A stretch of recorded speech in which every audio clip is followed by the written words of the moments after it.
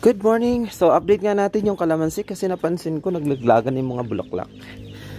Ayan, oh, naglaglagan nga yung mga bulaklak guys. Nakakalungkot lang siya.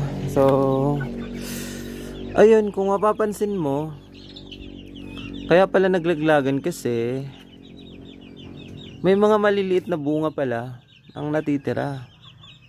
Ayun o. Ano ba yun? Hindi naman naklaro. Basta yun o, mga maliliit na bunga siya guys. Ang natira after pala malaglag yung mga dahon. Ayan. Ito.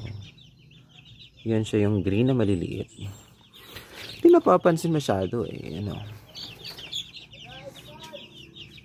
Wala bang zoom talaga. Basta guys, yan. Ang natitira sa kanya, mga maliliit na bunga after malaglag yung ano. Ayan o. Ayan. Green siya.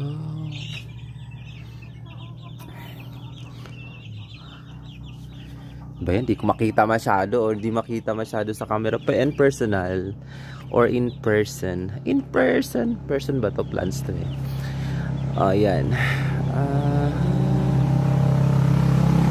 Bunga talaga siya. Maliliit. After malaglag yung dahon, ang naiwan is maliliit na bunga. Lisod pod ang naiwan tayo. Diba? Bye. Bye-bye.